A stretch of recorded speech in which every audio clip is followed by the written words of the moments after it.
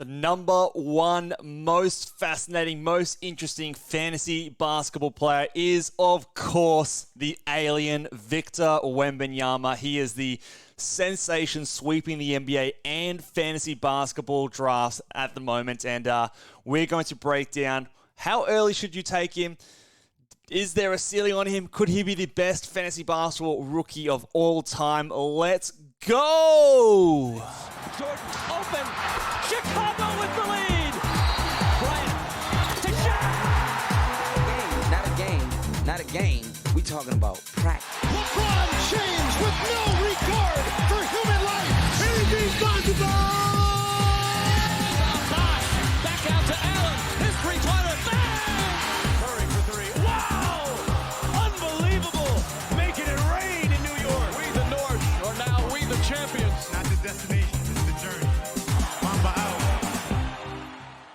G'day and welcome to the Ball Boys Fantasy Basketball Podcast. I'm your host, Mitch Casey, and you can find me on Twitter at Ball Boys Fantasy. And today we are finishing the top 25 most interesting fantasy basketball players with the number one player, Victor Wembanyama. Obviously, he is the number one pick of the overall draft this offseason. He is the talk of the entire NBA, the entire world, of the alien. The number one prospect since LeBron James. And obviously, we are recording this. We're recording this after all the preseason games have gone on and drafts are happening right now this weekend. So I will be probably rushing it or releasing this one a little bit ahead of schedule so you guys have a chance to listen to it before your draft. But Victor Wembanyama is the number one most interesting player. He is obviously garnering more hype than maybe any other rookie has ever garnered before in fantasy basketball circles. And he is... Again, we're going to put up his ADP in a second, but if you are in a draft this weekend, he is going in the second round. You are not going to get him in the third round, I do not believe, just because of the excitement and the fun that this man is going to bring to your season, which, again, look, I can't really argue with.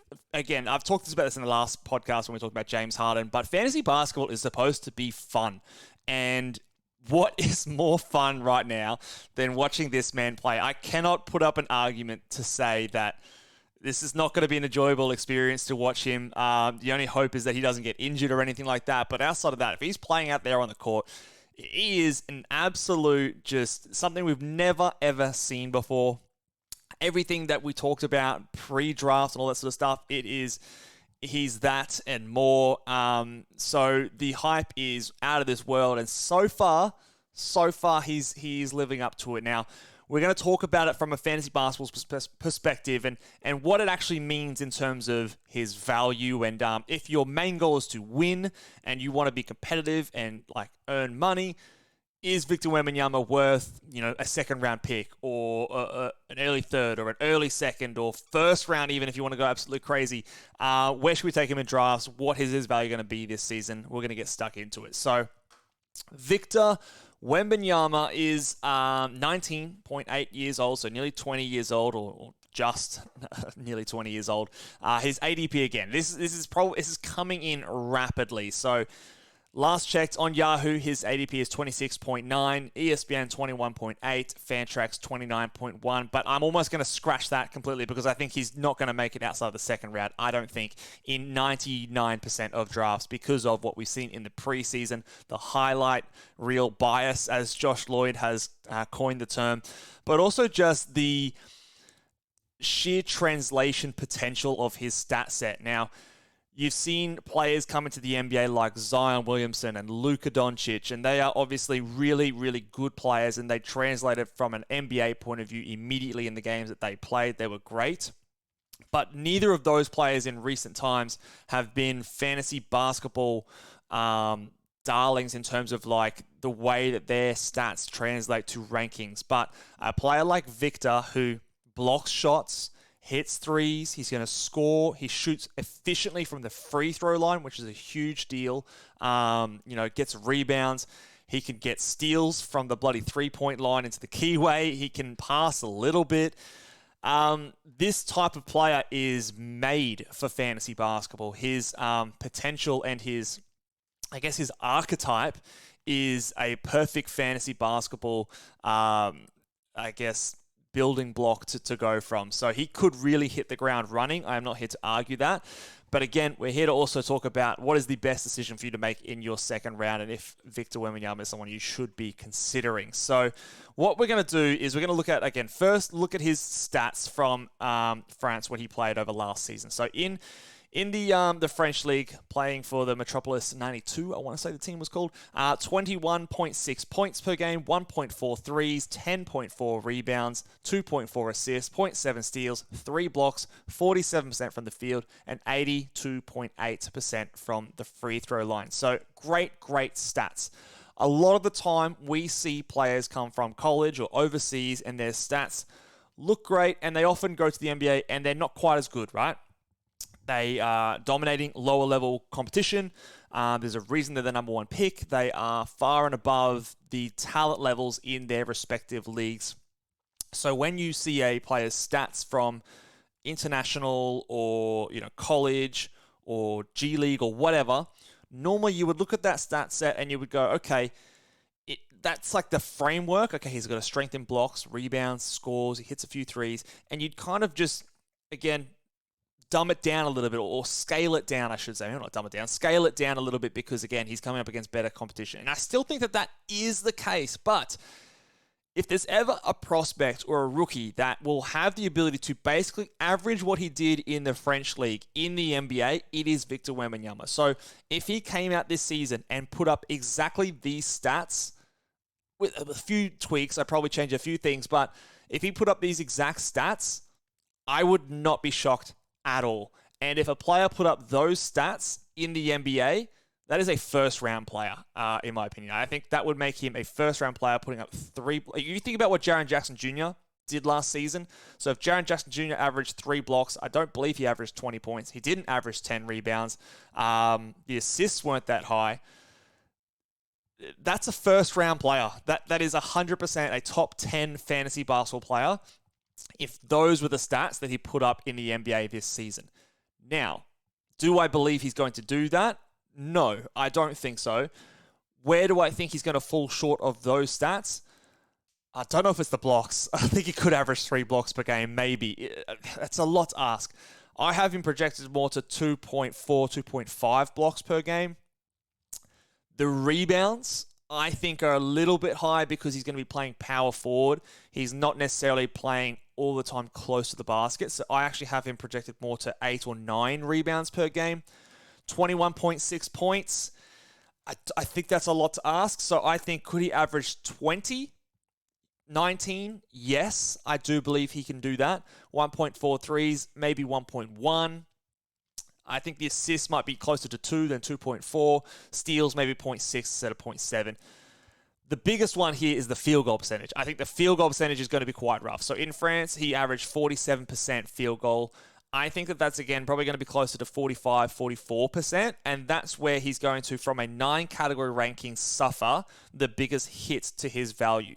But, again, fantasy basketball is not all about general rankings. If we applied him to a -1 skill set or a -1 rankings, I still think he will average very, very well. So I still think he's got there's an outside chance that this is what he averages for the season, or this is what he averages for the season. But I think a few things are just scaled down a little bit. And when I scale those things down, he does come out in my projections to be someone who's a bit closer to the mid-20s to 30s in rankings and in projections, both in -1, 9-cat, and 8-cat. Those are kind of where his numbers translate to. So if I was strictly putting him on my board and ranking him as a player who is the best player, he'd be someone that I'd be happy to, in a perfect world, draft him in the 3rd round. Now, I was more in the 4th round discussion before the preseason and before things, but again, I'm getting caught up into the hype as well. He's doing things that, again, you've never seen before. Like when you're 7'4" and you nutmeg a player, like what the hell are we doing here, guys? It's very exciting, I get it, but if we're just talking about a 9-category translation, I don't think there's any world really... there is definitely a world, but I don't think it's likely that he is a first-round player because of the poor field goal percentage. I don't think he's going to be a great steals not a tremendous assist player. He's also not going to hit a high volume of threes, I don't think. Because his 3-point percentage is actually not all that good, not all that impressive. Now, he shoots them at a decent volume, and he's got the green light, at least in preseason. Whether or not that translates to the NBA season, we'll see. But I don't think he's going to be coming out and averaging like more than 2 threes per game. I don't think that's realistic. It's probably like this, 1.13 to 1.4 threes per game is more likely for us to expect. But the big thing here is also he's a really good free throw shooter for a big man. And again, the combination of good scoring, good rebounds, elite blocks, and good free throw percentage shooting in a big man is something that is very, very valuable. You talk about the Jaren Jackson Jr.'s, the Kristaps Porzingis', Wemby's going to be one of these guys. Even like a Miles Turner, who's not, this good at free throw percentages, is good for that reason because he doesn't hurt you like players like a Kessler or a Claxton do. So you can fit in those field goal percentage builds and things like that. So what the next thing I wanted to talk about are other rookies, or basically this is what, again, I don't know if this is an exhaustive list, but these were the players that I could search that were the best players in fantasy basketball in their rookie seasons. And there are 2 players that cracked the first round. Let's have a look at them. So the best rookies of all time, and no, I say that, I've really only gone back to Chris Paul's draft year. I didn't go further back, but the players that were, the top players in their fantasy basketball rookie season were Steph Curry, who was 10th in his rookie season, which I actually was quite surprised when I was researching this. But he did it on the back of averaging 17.5 points, 2.1 threes, 4.4 rebounds, 5.9 assists, 1.9 steals is the big one, so nearly 2 steals per game, 0.2 blocks, 46% from the field, and 88.5% from the free throw line. So the 1.9 steals there is obviously the big thing that drags his value up. And when you've got an elite category like that and you're efficient-ish from everywhere else, like 46% as a rookie is actually very, very impressive. Plus, he's got the nearly 6 assists and great free throw percentage, although not on super high volume. That was 10th in his season in 2010. But again, you got the 1.9 steals there. But Victor Wembanyama, he's going to have an elite category of his own in the blocks. So that is a ticket to getting into the top 10 fantasy basketball players. Now, the only other thing that I will say with Steph is that he didn't have a major negative in his value. So his biggest negative outside the turnovers was his blocks, which was 0.2 blocks per game, which, from a Z score was a negative 0.61. So not a massive negative compared to some of these other players that we're going to talk about in a second when it comes to things like field goal percentage and things like that. But again, in a -1 ranking, you can deal with one big negative. But we're talking about 9 category rankings. That was his, that was his poorest category there. And the 2 threes back then was actually a big positive. It was something that isn't as readily available as it is now, obviously, since Steph came in. The next player here was Karl Anthony Towns, who was 12th per game in his rookie season in 2015 and 16. He did it by doing 18 points, 10 rebounds, 2 assists, 0.7 steals, 1.7 blocks. So he didn't even get to 2 blocks, but 1.7. But he was extremely efficient. So 54% from the field, 81.1% from the free throw line. So to me, again, we're looking at 9 category rankings. So a player like Karl Anthony Towns has that big boost because he averaged the 54% from the field and 81% from the line. So these numbers are somewhat close to, I think, what we can expect Victor Wembanyama to do. So 18 points, 10 rebounds, 2 assists, 0.7 steals, 1.7 blocks. If we made that 1.7 blocks 2.4 blocks and made the field goal percentage 54-44, I think that is something, and maybe instead of 0.4 threes, it's 1.4 threes. That could be something that we can expect from Victor. And again, that's a first-round player. So especially in a -1 ranking, it isn't far-fetched to think he's going to be a first-round player in his rookie season because he's doing stuff that we've never seen before. His stat set is truly fantasy-friendly to the max. Now, Karl Anthony Towns played 82 games that season. Steph Curry played 80 games that season. So historically, these really good rookies also played a lot as well. The next player who got close was Chris Paul in his rookie season. He was the 16th ranked player His big value, as it always is, was assists and steals. So 16 points, half a three, 5 rebounds, 7.8 assists, 2.2 steals per game. Absolutely crazy. 0.1 blocks, 43%, and 85% from the free throw line. So again, you've got a huge, two really big positives in assists and steals, which catapulted his value up.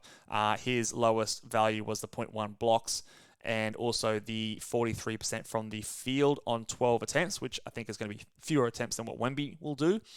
Anthony Davis was the next one here at 23rd in his rookie season, averaging 13.5 points, 8 rebounds, 1 assist, 1.2 steals, 1.8 blocks. Again, efficient, 51.5% from the field, 75% from the free throw line, which was very, very close to league average that year.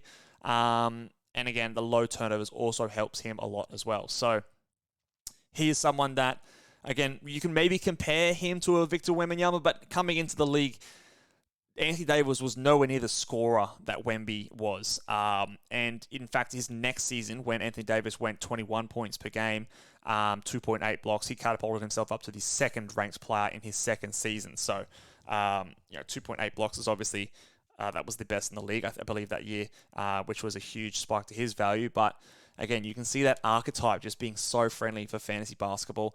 And then the last two guys here, we've got two guards again, Kyrie Irving and Damian Lillard. So Damian Lillard we'll talk about first. He was the 30th ranked player. He did it on, where am I talking about? Okay. Oh, actually, hold on. Damian Lillard. No. Hold on, I'm looking at the wrong screen here. But he was, the 30th ranked player. He did it on high scoring, low efficiency. So his field goal percentage was the thing that dragged his overall numbers down. Why is this not loading? Why are you not giving me all these seasons? Come on, Basketball Monster. Anyway, we'll skip on to Kyrie Irving while that loads. But Kyrie Irving, he was 35th in his rookie season, where he basically put up 18 points, 1.4 threes, 3.7 rebounds, 5.4 assists, 1.1 steals, 0.4 blocks. So a very similar kind of line to what he's doing now. Pretty well-rounded, very efficient, not really any huge negatives. 3 turnovers per game was his biggest negatives. But again, at that point, a lot of players in the high end of the draft are putting up poor turnovers. So again, pretty across-the-board stats. And Dame, if it's loaded now. Oh, correct me, actually. He was the 48th ranked player that season, but he also did it in 38.6 minutes. Let me correct that, actually, so we're not factually wrong here. So he was the 48th ranked player. I must have been looking at his second season when I put that in there. So he was the 48th ranked player, 19 points, 3 rebounds, 2.3 threes, 6.5 assists, 0.9 steals, 0.2 blocks. His big negative was the field goal percentage. Like we said, 43% on 15.7 attempts, but really good free throws, 84% on nearly 4 attempts. So all of those players there were really, really good rookies in their season, but the only ones that cracked the top 10 or the first rounds had elite numbers in 1 or 2 categories. So Steph, elite in steals, Chris Paul, elite in assists and steals, or they were very, very good across the board. So Anthony Davis, Karl Anthony Towns, good across the board, really good value in blocks, 1.7, 1.8 each. But otherwise, their efficiency really carried them to that sort of top 24. Again, I don't think that the efficiency is going to be a strength of Wemby. He's probably going to turn the ball over a fair bit. He's going to be shooting poorly from the field. So what he will need to do is he will need to be elite in certain categories and good in others, like a Steph Curry. Does he have the chance to do that? Of course he does. He has a chance to lead the NBA in blocks and potentially be an all-defensive player in his rookie season. That would not shock me. So with all of this said, is he someone that you can take in the second round of fantasy basketball drafts? I don't think it's ridiculous. I don't think it's crazy. If we look at the second round and we look at where people are going and who is going in the second round, you've got players like Kyrie Irving, who has, for most leagues, a poor fantasy basketball playoff schedule. You've got players like Trae Young. Now, I probably wouldn't take him with Trae Young. He's got a lot of big strengths and things like that, big assist numbers. So let's Trae Young is definitely ahead of him. You've got players like Domantas Sabonis. Again, in my projections, he's actually more of a 20s guy in a per-game rank, but fits certain builds. You've got Anthony Edwards, again, probably going further than his 9-cat ranking would suggest. Devin Booker, maybe something similar. He's got a shared responsibility with 2 other superstars. Donovan Mitchell, he was there again, up there with 1.5 steals last season. Does that carry over? Then you've got players like Paul George, Kawhi Leonard, Jaren Jackson Jr. So is it crazy to take Wemby in the second? No, I actually don't think it is. Now, do I predict that he's going to return that value? I would hedge my bets to say no. I don't think he will. But I also don't think on a per-game 9 category -1 rankings, Anthony Edwards is going to return that value. I don't think that Domantas Sabonis is going to return that value if we look at it from just a global 9 category ranking system or even a -1 ranking system. But what you can do is you can build your team around that. And does taking Wemby in your second round mean you can't also win your fantasy basketball league? Is it a choice of having fun or winning? No, I don't think that those two things can be, that they're not, one or the other. It's not I'm going to have fun this season or I'm going to choose to win. I think you can win by drafting Victor Wembanyama in the second round if that's the way you want to go. Now, what you need to do is you need to understand that he is going to be probably best suited to a punt field goal percentage team. So if you draft someone like a Steph Curry, if you draft someone like a Jason Tatum or a Trae Young early or something like that, and you get a Wemby in that type of build, I think that's the best scenario or the best case and build for that team to have success.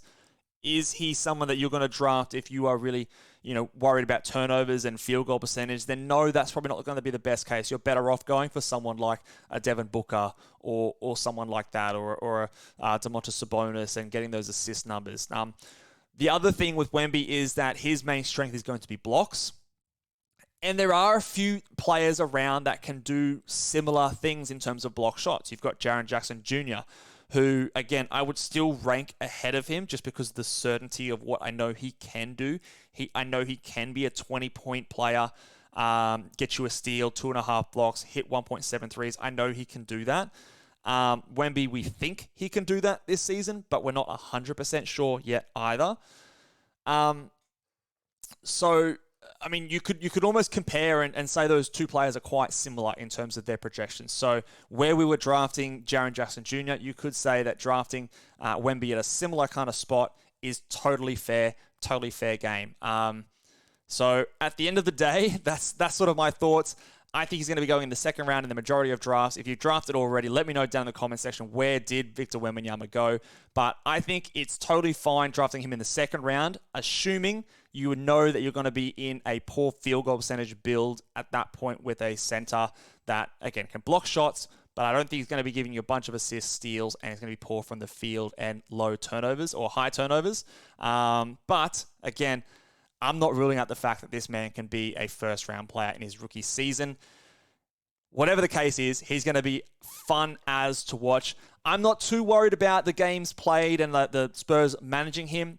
It is something that we maybe have to factor in. But again, if we compare him to a lot of other players in the second round, a lot of those guys are getting rested and managed and things like that throughout the season anyway. So I think he can get to 65 games.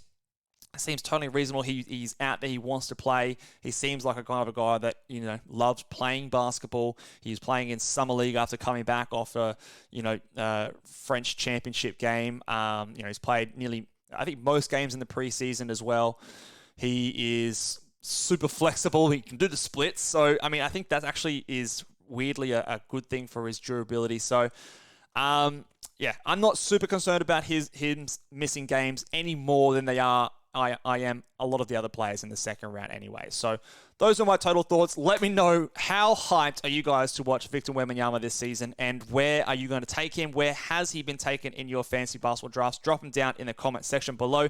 Let me know, guys, what you thought about the top 25 most relevant or most interesting fantasy basketball players. Do you want to see it again next season? Let me know down in the comments, and I'll see you guys next time. Bye.